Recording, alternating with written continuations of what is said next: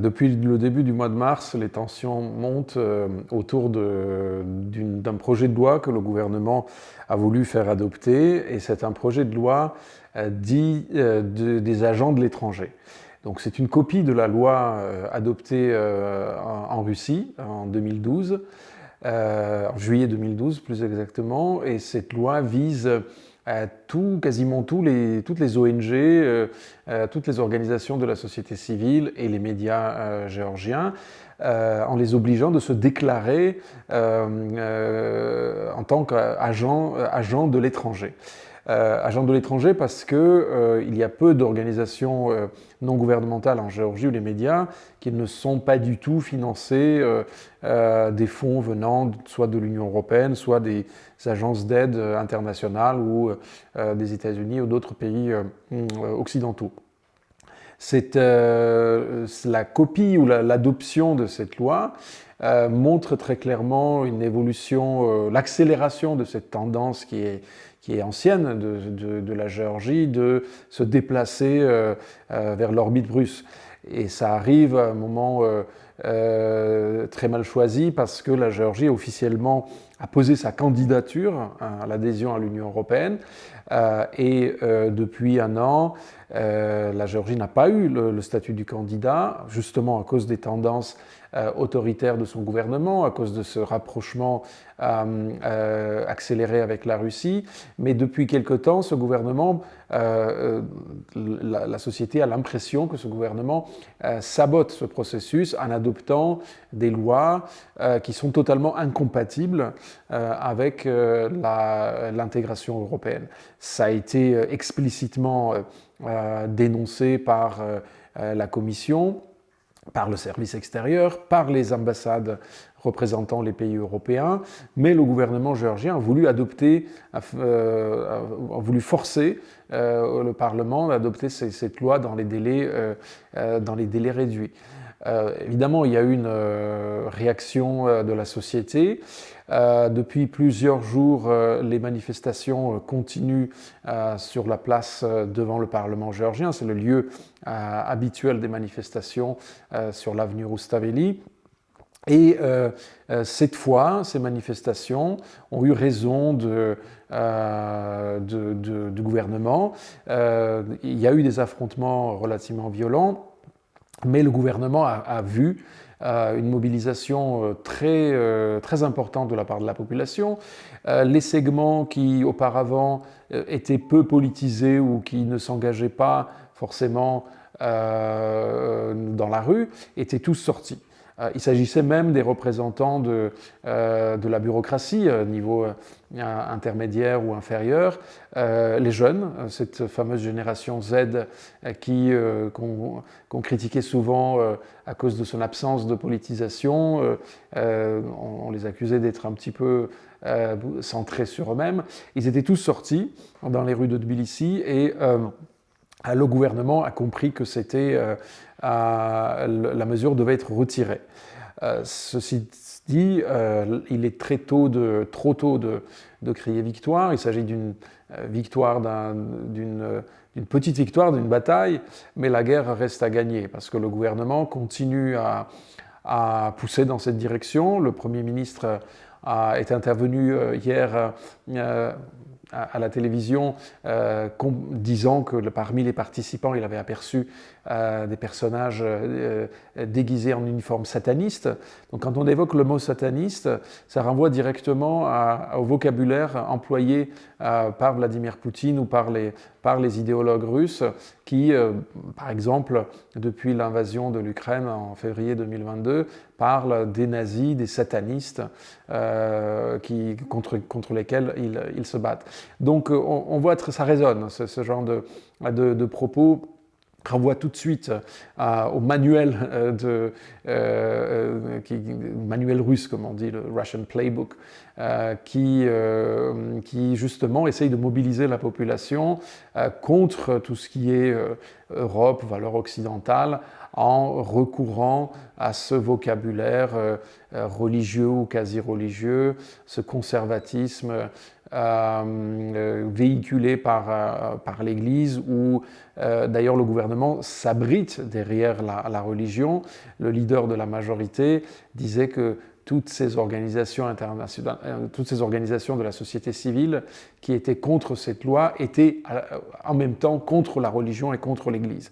Et le gouvernement, en voulant adopter cette loi, défendait la religion orthodoxe et l'Église orthodoxe. L'Église orthodoxe, dans son ensemble, est contre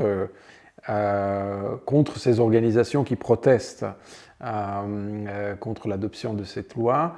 L'Église orthodoxe apparaît de plus en plus liée au pouvoir, en tout cas se dessine derrière cela une alliance au moins tactique entre l'Église et le gouvernement. Le gouvernement prétend défendre la religion orthodoxe en s'attaquant expressément les médias libéraux, les organisations de la société civile qui parlent du libéralisme, qui défendent les minorités, par exemple. Souvent, d'ailleurs, les manifestants sont accusés d'être soit eux-mêmes membres de la communauté LGBT+, soit être leurs défenseurs et de vouloir détruire les valeurs traditionnelles. Le gouvernement géorgien et l'Église géorgiennes ont emprunté au vocabulaire poutinien également ce terme. L'Europe, c'est parent numéro 1, parent numéro 2, qu'il n'y a plus papa, maman. Donc ça, c'est quelque chose qui également résonne dans la population, notamment chez les aînés, chez les Géorgiens qui ont plus de 45-50 ans. Mais il y a quelques représentants de l'Église qui ne suivent pas cette tendance majoritaire au sein de cette institution. On a vu parmi ces manifestants quelques représentants de l'Église, des prêtres. On a vu aussi quelques membres, un ou deux membres de la Sainte Synode de l'Église orthodoxe géorgienne qui compte 47 membres. Également dénoncé, critiqué cette loi, mais dans leur majorité, c'est quand même il s'agit d'une église qui est plutôt alignée sur les positions russes. Ouvertement, ils ne diront jamais qu'ils sont sur la même longueur d'onde que l'Église orthodoxe russe. Ils parleront plutôt des traditions proprement géorgiennes qu'il faut défendre, mais certains hiérarques de l'Église vont plus loin. L'un des évêques, par exemple, déclarait que, puisqu'il s'agit d'un affrontement au sujet du drapeau, les éléments extrémistes de droite, pro-Kremlin, avaient brûlé le drapeau de l'Union européenne. Et le membre de cet évêque avait dit que lui, en cas de besoin, il hisserait avec plaisir le drapeau russe dans son église, ce qui n'est évidemment pas passé inaperçu. Dans le cas du patriarche qui est actuellement le catholicos patriarche de l'église géorgienne, qui est l'autorité suprême de cette église, il a 90 ans, on a même pensé que lors de la dernière réunion de la synode, qu'il allait même démissionner, étant donné que sa santé est très instable et chancelante. Il est resté, mais il n'intervient plus tellement dans les débats publics. Il y a un groupe, il y a plusieurs groupes qui luttent à sa succession, mais ces groupes sont plutôt conservateurs. La question est-ce qu'ils vont conserver la même influence dans la société qu'aujourd'hui? Tout prête à penser que cette influence va diminuer. notamment cette jeune génération qu'on a vu manifester et qui a été vraiment le fer de lance de ce mouvement pour la première fois. Ce mouvement de protestation semble assez éloigné de cette Église orthodoxe et ne pas du tout partager à la fois leur philosophie et leur vision politique.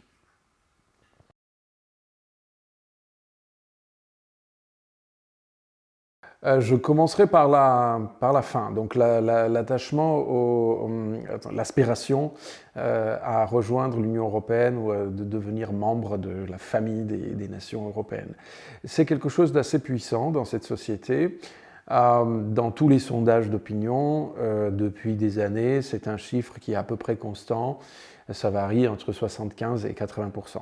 Donc déjà, pour les médias occidentaux, notamment pour les médias français, qui voient d'un côté un gouvernement pro-russe et la population manifester plutôt pour l'Europe, l'impression apparaît que c'est à peu près 50-50. C'est la question qu'on me pose régulièrement. C'était aussi la question qu'on se posait par rapport à l'Ukraine ou à la Moldavie, deux autres pays qui sont un petit peu dans la même situation que la Géorgie, entre leurs aspirations pro-européennes et la volonté de la Russie de les garder sous leur orbite. Non, ce n'est pas 50-50, c'est très clairement 80, voire plus de 80%. Et là, ceux qui veulent vraiment vivre dans le monde russe, le Russki Mir, c'est une toute petite minorité en Géorgie. D'ailleurs, c'est pour cette raison que le gouvernement géorgien, jusqu'à récemment, avançait plutôt masqué. On voyait depuis des années qu'ils se rapprochaient dangereusement de la Russie de Vladimir Poutine. On les voyait se désolidariser de l'Ukraine. On les voyait introduire sur le marché géorgien de plus en plus d'entreprises russes, favoriser les investisseurs russes au détriment des investisseurs venant d'ailleurs. La Géorgie, en 10 ans du pouvoir du rêve géorgien, est devenue...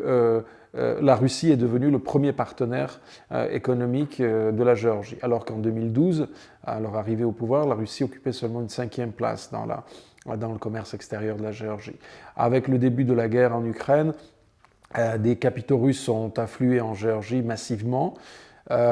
Beaucoup d'entreprises russes ont déménagé en Géorgie. Aujourd'hui, la Géorgie participe pleinement dans ces efforts de contournement des sanctions occidentales contre la Russie.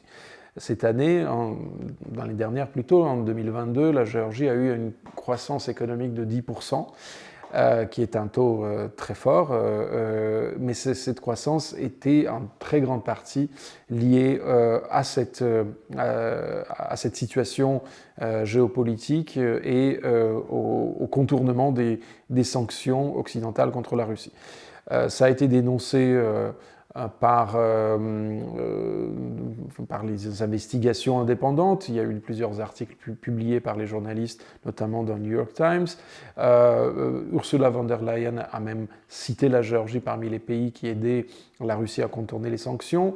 Donc on avançait depuis un moment vers un plus grand rapprochement avec la Russie et plus de distance par rapport aux États-Unis et l'Union européenne, qui étaient traditionnellement des principaux partenaires de la Géorgie. Mais avec le début de la guerre en Ukraine, cette tendance s'est accélérée.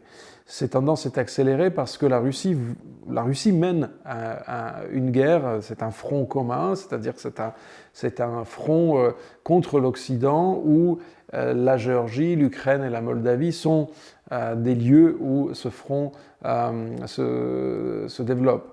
Donc il était absolument nécessaire pour la Russie que la Géorgie fasse son choix de façon beaucoup plus claire, d'autant plus que la Russie connaît des difficultés sur le terrain ukrainien, donc ils ont besoin de succès. La Géorgie aurait pu être l'un des succès et c'était une exigence de la part de la Russie pour que la Géorgie confirme son engagement plutôt dans le camp russe. Ce qui me fait penser que c'était plutôt par la demande de la Russie que cette loi a été adoptée de façon aussi accélérée. D'ailleurs, le jour du vote, le gouvernement, qui a la majorité au Parlement évidemment, n'a pas dit que le projet de loi allait être voté. Le Parlement s'était réuni pour autre chose. C'était pour approuver la candidature de nouveaux défenseur public. Et dans la foulée, cette loi qui avait déjà été discutée longuement dans les médias et dans la société, dans la foulée, ils ont décidé de faire voter le Parlement en première lecture cette loi. Donc cette accélération montre que c'était une exigence de la part de la Russie et ils n'avaient certainement pas prévu que la réaction de la société allait être aussi forte.